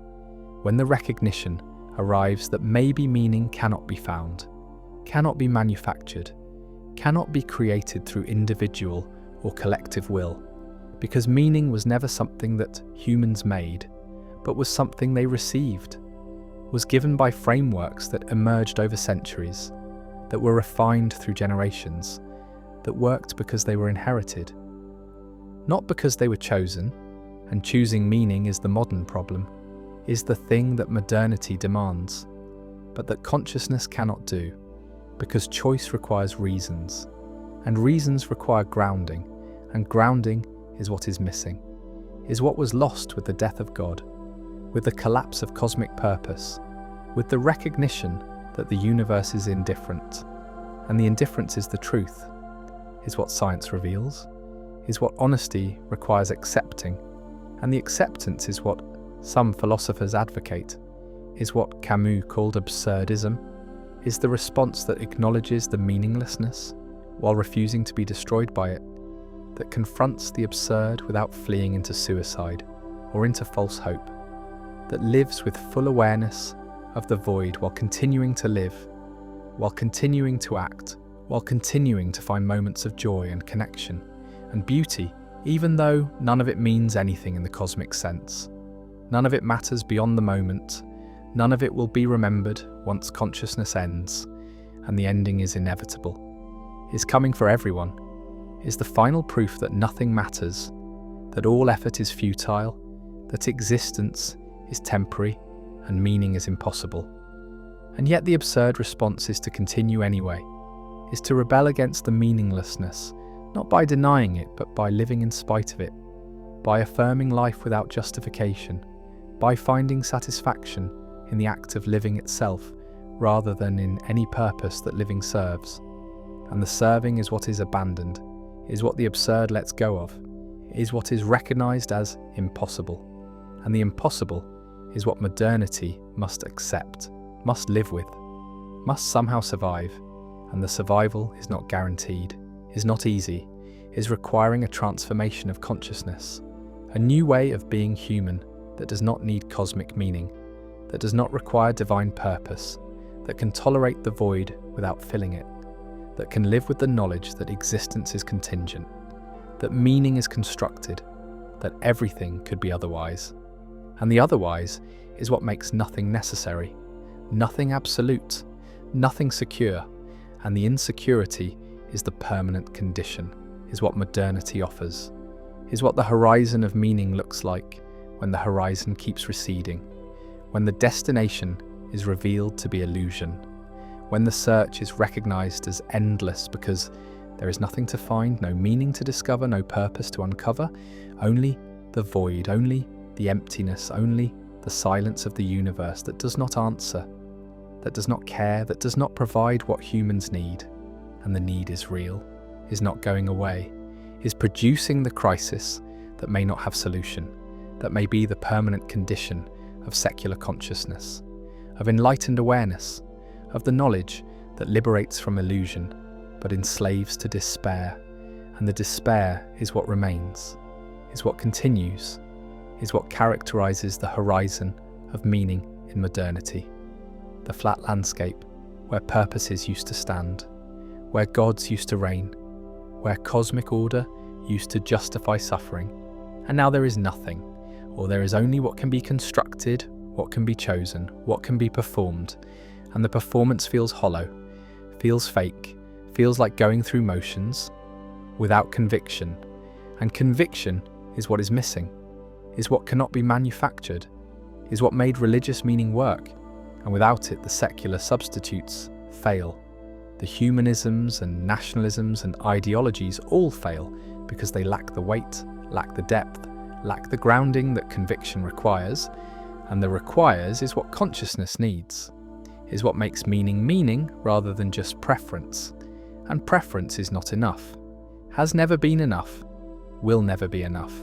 because humans are built for meaning, are requiring it, are suffering without it. And the suffering is the crisis, is the modern condition, is the permanent state of existence at the horizon of meaning, where the horizon is empty, is revealing nothing, is offering nothing except the recognition that meaning was always illusion, was always projection, was always the human need imposed onto a universe that provides nothing, that offers nothing, that is indifferent to whether anyone finds meaning or drowns in meaninglessness. And the drowning is happening, is visible, is the epidemic of despair, is the meaning crisis that modernity cannot solve, because the solution would require believing what cannot be believed, accepting what knowledge has revealed to be false, returning to illusions that have been seen through. And the seeing through is irreversible, is permanent, is leaving consciousness stranded at the horizon of meaning, where the horizon extends forever and reveals nothing, where the search continues because it must, but where nothing is found because nothing is there, because meaning is not discovered but was always created, was always the story that consciousness told itself, and the story has ended, has been revealed as story. And what remains is the silence, the emptiness, the void that religions were covering, that purposes were filling, that cosmic orders were organizing, and the organizing is gone, is lost, is leaving consciousness alone with existence, with the fact of being without the reason for being, with life without purpose, with experience without significance. And the without is the horizon, is what modernity sees when it looks for meaning. And the looking continues, must continue, because consciousness cannot stop seeking what it needs. But the seeking finds nothing, reveals nothing, discovers nothing except the fact that there is nothing to discover, that the horizon is empty, that meaning is absent, that purpose is impossible, and the impossible is what must be lived with, must be endured, must be survived. And the survival is what absurdism attempts, what Camus offered, what some find sufficient, but many do not. Many cannot. Many are destroyed by the emptiness, by the meaninglessness, by the recognition that nothing matters and nothing can be done to make it matter. And the cannot is the tragedy, is the modern condition, is the permanent crisis at the horizon of meaning, where meaning has ended, where purpose has collapsed, where existence continues but significance does not. And the does not is what remains, is what persists, is what characterizes life at the horizon, where the horizon is empty, where the search reveals nothing, where consciousness is alone with its need for meaning in a universe that provides none, that offers none, that will never provide any, because meaning is not there, was never there, is only here in consciousness, in the stories that are told, in the illusions that are maintained, and the maintaining is what modernity cannot do, is what knowledge prevents, is what honesty forbids. And so the crisis continues, the despair persists, the horizon remains empty, and consciousness must somehow survive, must somehow continue, must somehow live without meaning, without purpose, without the grounding that makes existence bearable. And the bearable becomes questionable, becomes doubtful, becomes the thing that many cannot achieve. And the achieving is the challenge, is the task, is what modernity demands without providing resources, without offering solutions, without giving answers, because there are no answers, there is no solution, there is only the void, only the emptiness, only the silence, and the silence is what speaks, is what reveals, is what remains at the horizon of meaning where meaning has ended, and nothing has replaced it, and nothing ever will. Power does not distribute evenly, does not spread across populations in equal measure, does not settle into equilibrium where everyone has the same, but instead concentrates, accumulates, forms gradients that are steep, that create hierarchies that are natural, not in the sense of being just, but in the sense of being inevitable, being the default pattern that emerges whenever humans organize, whenever groups form, whenever coordination is needed. And the need for coordination is constant, is the condition of social existence, and coordination requires decision-making, requires that someone decides when decisions cannot be made collectively, when consensus is impossible, when speed is necessary, and the necessity creates the opening for power, creates the opportunity for some to decide for others, and the deciding is power, is the core of it, is the ability to shape outcomes, to determine directions, to control resources, and once this ability concentrates, once some have it more than others, the concentration tends to increase, tends to amplify, tends to create the hierarchies that are visible in every society, every organization, every group that persists over time because power reproduces power, is self-reinforcing, is creating the conditions that allow more power to accumulate, and the accumulation is not accidental, is not the result of conspiracy, is the natural geometry of social organization, is the shape that power takes when humans interact over time, and the shape is pyramidal, is hierarchical, is arranging people into levels, into ranks, into positions that vary in their access to resources, to decision-making, to influence, and the variation is not small, is not modest, is extreme, is exponential, is creating gaps between levels that are wider than the gaps within levels. And the widest gap is at the top, is between those who have power and those who do not. And those who have power are few, are the minority, are the elite who sit at the apex of the hierarchy. And the apex is narrow, is limited, is only accommodating a small number, because power shared is power diluted, is power threatened, is power that might be challenged, and so those at the top work to maintain their position, work to prevent others from ascending, work to ensure that the hierarchy remains steep, remains stable, remains resistant to change, and the resistance is not passive, is active, is the exercise of power to preserve power, is the use of resources to maintain access to resources, is the employment of influence to prevent the emergence of rival influences, and the employment is continuous, is strategic, is operating at multiple levels, through multiple mechanisms, through the formal and the informal, through the visible and the invisible, through the structures that are explicit and the processes that are hidden, and the hidden is where power is most effective, is where it operates without being seen, without being named, without being recognized as power. Because power that is visible is power that can be challenged,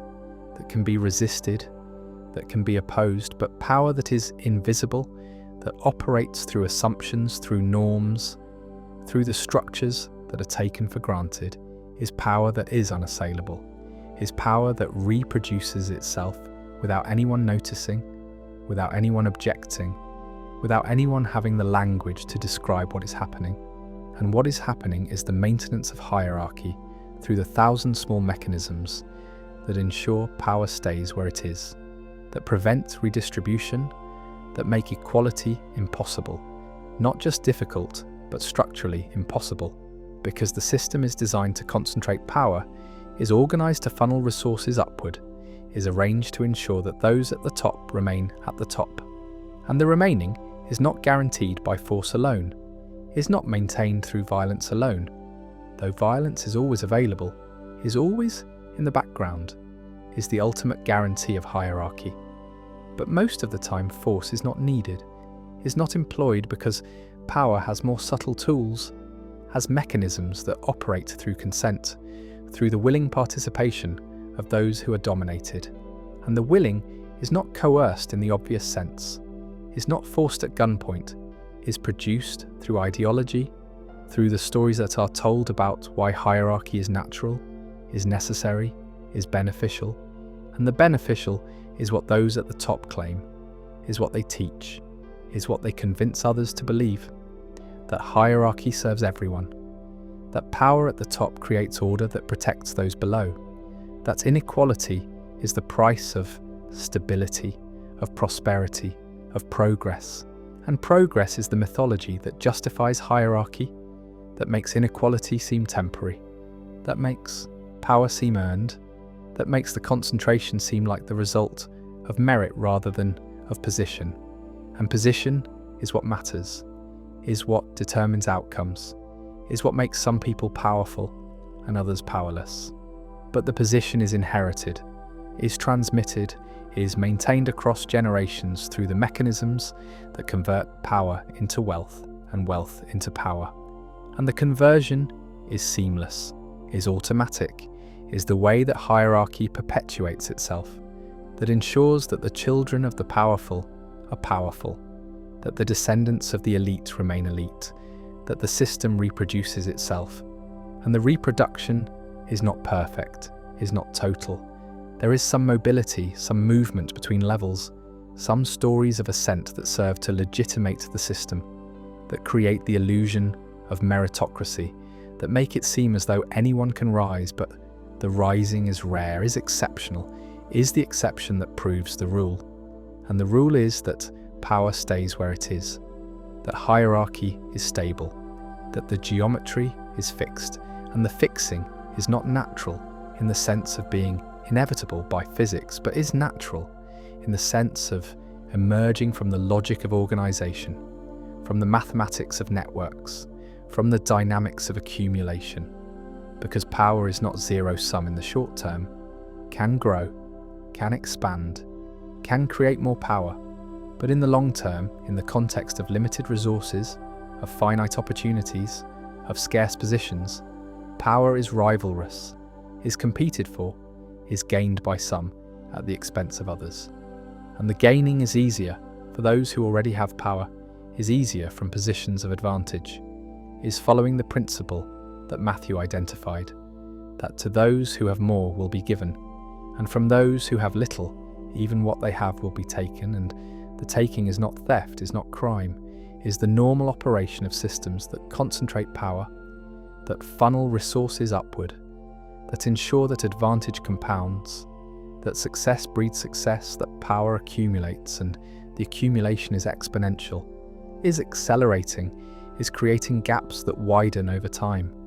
that make the top more distant from the bottom, that make mobility less possible, that make hierarchy more rigid,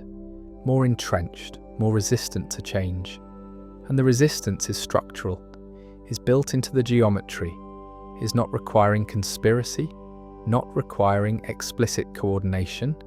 is just the natural result of power protecting itself,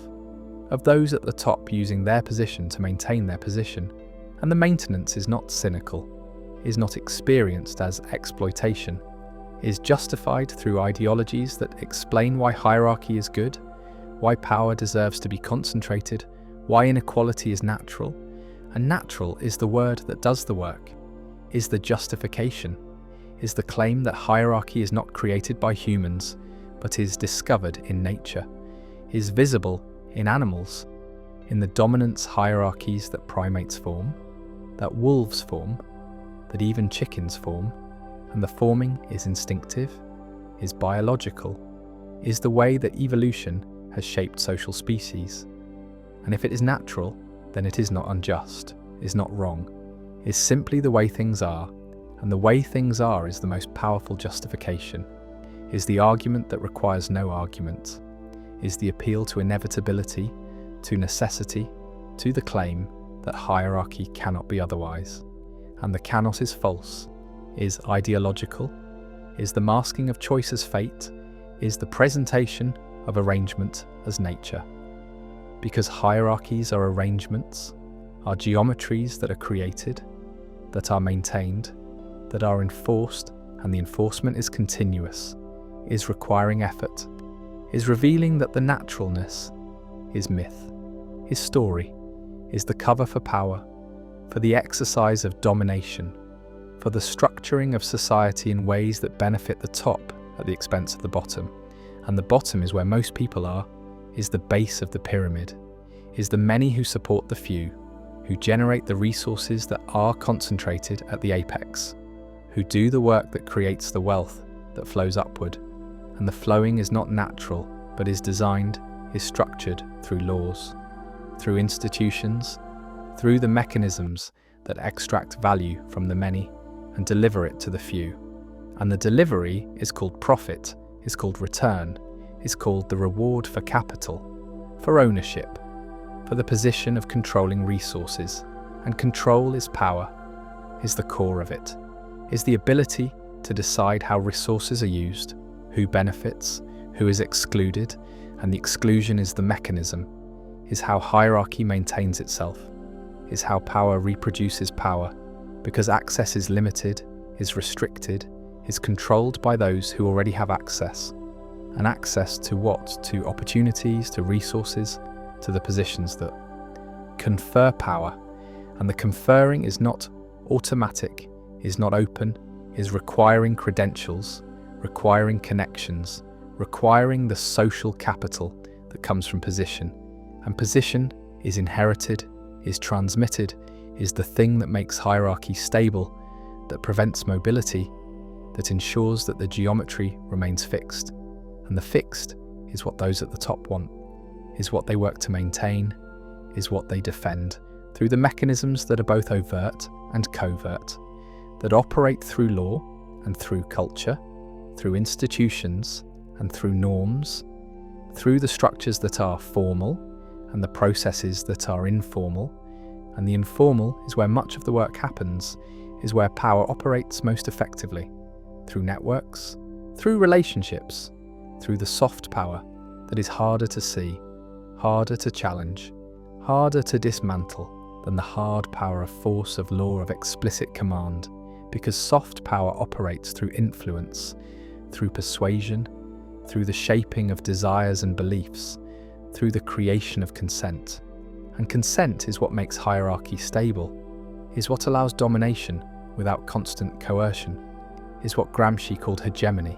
is the condition where the dominated accept their domination, where the powerless believe in the legitimacy of power, where the hierarchy seems natural, seems right, seems like the way things should be, and the should is the achievement, is the conversion of power into authority, of domination into legitimacy, of hierarchy into order. And order is what power promises, is what it delivers, is the stability that comes from everyone knowing their place, accepting their rank, performing their role. And the performing is not resisted, because resistance seems pointless, seems impossible, seems like challenging nature itself. And nature is the mask, is the story, is the ideology that makes power invisible, that makes hierarchy seem inevitable, that makes inequality seem like the necessary cost of civilization. And civilization is the achievement of hierarchy, is the organization of humans into structures that are complex, that are specialized, that are requiring coordination. And coordination is impossible without power, without hierarchy, without someone deciding, someone directing, someone controlling. And the controlling is concentrated, is centralized, is accumulating at the top. And the top is where decisions are made, where resources are allocated, where the direction is set. And the setting is not democratic, is not collective, is not reflecting the will of the many, but is reflecting the interests of the few, of those who have power, of those who sit at the apex. And the apex is maintained through the geometry, through the structure that ensures power flows upward, that resources concentrate, that advantage compounds. And the compounding is what makes hierarchy self-perpetuating, is what makes power stable, is what prevents the redistribution that would create equality. And equality is unstable, is impossible to maintain, is the condition that immediately begins to dissolve once it is achieved. Because humans are not equal in ability, in effort, in ambition.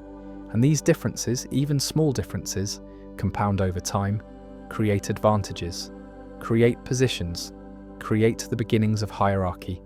And once hierarchy begins, it accelerates, it amplifies, it creates the geometry that is inevitable. That is natural, not because it is good, but because it is the pattern that emerges from the mathematics of accumulation, from the logic of networks, from the dynamics of power. And power, seeks to grow, seeks to concentrate. And the concentration is resisted, is challenged, is fought against by those who are excluded, by those who are dominated, by those who suffer under hierarchy. But the resistance is difficult, is requiring coordination, is requiring resources, is requiring power. And power is what the powerless lack, is what they're excluded from, is what makes resistance so difficult, so costly, so often unsuccessful. And the unsuccessful is what history shows, is what the record demonstrates, is the pattern of hierarchies rising and falling, but never disappearing, never being replaced by equality, only being replaced by new hierarchies, by new elites, by new concentrations of power that reproduce the geometry, that maintain the structure, that ensure that power remains concentrated, that hierarchy remains the default, remains the pattern, remains the inevitable outcome of human organization. And the organization is what creates power, is what makes hierarchy necessary, or seems to make it necessary. Because organization requires coordination, and coordination requires decision-making, and decision-making requires power. And power is what? Some have and others do not. And those who have it work to keep it, work to grow it, work to pass it on. And the passing on is inheritance, is the mechanism of reproduction, is what makes hierarchy stable across time. And the stability is what those at the top value, is what they work to maintain, is what they defend against challenges, against redistribution, against the equality that would threaten their position. And the position is everything, is what determines outcomes, is what makes life easy or hard, is what provides access or denies it, is what confers power or withholds it. And the withholding is structural, is built into the geometry, is the way that hierarchy maintains itself, is the iron law that Michael's identified, is the principle that all organizations, even those founded on egalitarian principles, eventually develop hierarchies, eventually concentrate power, eventually create oligarchies, because organization requires leadership, and leadership becomes power, and power becomes self-perpetuating, becomes the thing that shapes the organization to serve the leaders rather than the members. And the members are the many, are the base, are those who do the work but do not make the decisions, do not control the resources, do not have the power, and the power is what accumulates at the top, is what defines the apex, is what makes hierarchy hierarchical, and the hierarchical is the geometry, is the structure, is the arrangement that is not accidental, is not temporary, is not the result of bad actors or flawed systems, but is the natural pattern, the inevitable outcome, the shape that power takes when humans organize, when groups form, when societies persist. And the persistence is what makes hierarchy visible, is what reveals the geometry, is what shows that power does not distribute evenly, does not create equality, does not settle into balance, but instead concentrates, accumulates, forms the pyramids that are visible everywhere, in every society, in every organization, in every context where humans coordinate. And the coordination requires hierarchy, or seems to require it. And the seeming is enough, is what makes it real, is what makes the geometry inevitable, is what ensures that power will concentrate, that inequality will persist, that hierarchy will remain the default pattern, the natural arrangement, the geometry of power that shapes human life, that determines outcomes, that creates the world where some have much and most have little, where some decide and most obey, where some rule and most are ruled, and the ruling is not eternal, is not permanent. Hierarchies fall, are replaced, are overturned, but they are not eliminated, are not abolished, are not transcended, because the geometry remains, the pattern persists, the structure reasserts itself, and new hierarchies form, new elites emerge, new concentrations of power accumulate at new apexes, and the cycle continues. The pattern repeats, the geometry remains. Because power concentrates, because hierarchy is natural, because equality is unstable, because the geometry of power is not optional, is not chosen, is not the result of conspiracy or design, but is the inevitable outcome, the natural pattern, the way that power arranges itself when humans organize, and the organizing never stops, and the hierarchy never ends, and the geometry persists, always, inevitably, naturally, as the shape of power, as the structure of domination, as the pattern that defines human society, that creates inequality, that maintains hierarchy, that ensures that power remains concentrated, that the few rule the many, that the apex dominates the base, that the geometry of power remains fixed, remains stable, remains the eternal pattern, the natural arrangement, the inevitable structure that is hierarchy, that is power. That is the way things are and have always been and will always be, as long as humans organise, as long as groups form, as long as power exists, and power always exists, always concentrates, always creates the geometry that is hierarchy,